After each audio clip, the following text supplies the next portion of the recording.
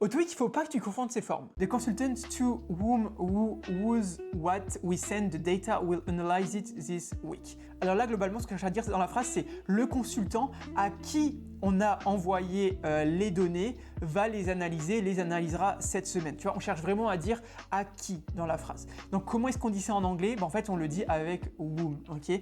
Donc, whom, il y a deux manières de l'utiliser. On peut l'utiliser avec to whom, qui va dire à qui, tu vois, le consultant à qui on a envoyé les données, ou on peut aussi juste avoir la forme avec whom, qui va dire en gros que, par exemple, the employee whom you met yesterday, l'employé que tu as rencontré hier.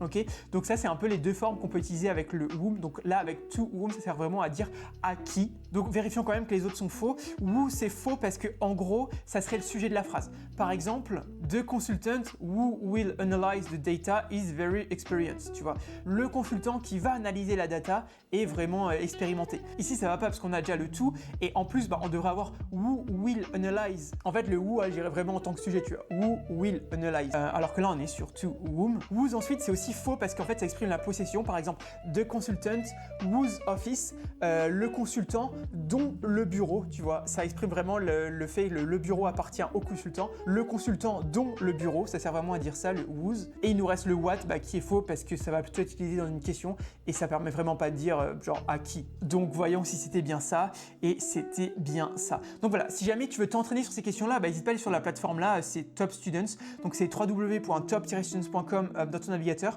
ou Top Students TOEIC sur Google, tu verras, ce sera un des premiers résultats. Et tu vois, il y a en gros sur les questions part 5, tu as un concept de grammaire qui va t'exprimer on utilise whom après une préposition pour parler d'une personne qui reçoit.